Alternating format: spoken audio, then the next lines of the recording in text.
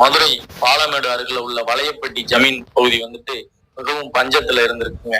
அந்த நேரத்துல வந்துட்டு மதுரை திருப்பரங்குன்றம் அருகில உள்ள பூச்சியார் குன்று பகுதி மிகவும் எழில்மிகு பகுதியா இருந்திருக்கு. அந்த பகுதியின் காவல் தெய்வமா இருந்தவர் தாங்க, வெள்ள குதிரையுடைய காவல் தெய்வமா இருந்தவர் தாங்க அந்த சாமி வந்துட்டு தன்னுடைய கிராமத்துல வந்துட்டு உள்ள விவசாய நிலங்களை வந்துட்டு மிருகங்கள் அழிச்சதுனால அந்த சாமிகிட்ட வேண்டும் போது அந்த சாமி வந்து மிருகங்களை வேட்டையாடுறதுக்காக வேட்டைக்கு கிளம்பியிருக்காருங்க. அப்படி அவர் வேட்டைக்கு வந்த இடத்துல நின்ன இடம் தாங்க இந்த பாலமேடு பக்கத்துல உள்ள வளையப்பட்டி ஜமீன் பகுதி. இந்த பகுதியில வந்துட்டு தன்னுடைய குதிரை பாதிப்படைஞ்சு நின்றுக்குங்க.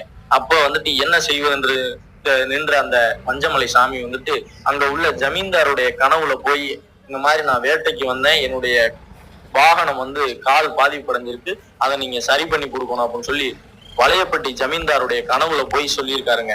அப்ப அந்த ஜமீன் வந்துட்டு தன்னுடைய குதிரையை எடுத்துக்கிட்டு வந்து பார்க்கும்போது அவரு வளையப்பட்டி இந்த மலை பகுதியில வந்துட்டு அந்த சாமி வந்துட்டு தன்னுடைய குதிரையின் பாதிப்போட நின்றுகிட்டு இருந்து அதை பார்த்துட்டு, இந்த பகுதி வந்து பஞ்சமா இருக்கு, இங்க வந்த சாமி வந்துட்டு நீங்க வந்து எங்க கிராமத்துல இருந்து எங்களுக்கு வந்துட்டு எங்க கிராமத்தை வந்து செழிப்படைய செய்யணும் அப்படின்னு சொல்லி அந்த சாமிகிட்ட வேண்டுறாருங்க.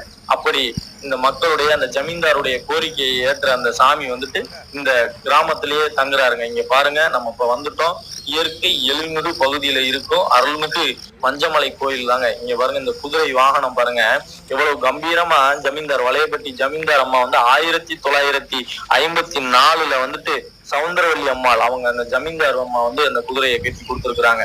அப்படி வந்த இடத்துல தங்கின இடம் தாங்க காவல் தெய்வமா, இந்த கிராமத்து காவல் தெய்வமா. ஏன் இவ்வளவு தூரத்துல இந்த மலைக்கு உள்ள வந்து இருக்கிறாரு அப்படின்னாக்கா, அவருக்கு வந்துட்டு அந்த சத்தம் கொடுக்க உரள சத்தம், குழந்தை அழுகிற சத்தம் எல்லாம் எனக்கு கேட்க கூடாது, அதனால வந்துட்டு எனக்கு நான் இவ்வளவு தூரத்துல இருக்கேன் அப்படின்னு சொல்லி இங்க தங்குறாருங்க. அவருக்கு பக்கத்துல வந்து செக்குமட கருப்பேன், அதாவது இந்த மஞ்சமலை சாமியை வந்து தன்னுடைய கிராமம் வந்து பாதிக்கப்படுறத வந்துட்டு அருள்மிகு கூந்தலை கொண்ட ஐயனார் வந்துட்டு தன்னுடைய காவல் தெய்வமான செக்குமடை கருப்பன் சொல்லி அந்த செக்குமடை கருப்பன் தாங்க இந்த மஞ்சமலையாண்டி வந்து இந்த வளையப்பட்டி கிராமத்துக்கு வருவதற்கு காரணமா இருந்திருக்காருங்க.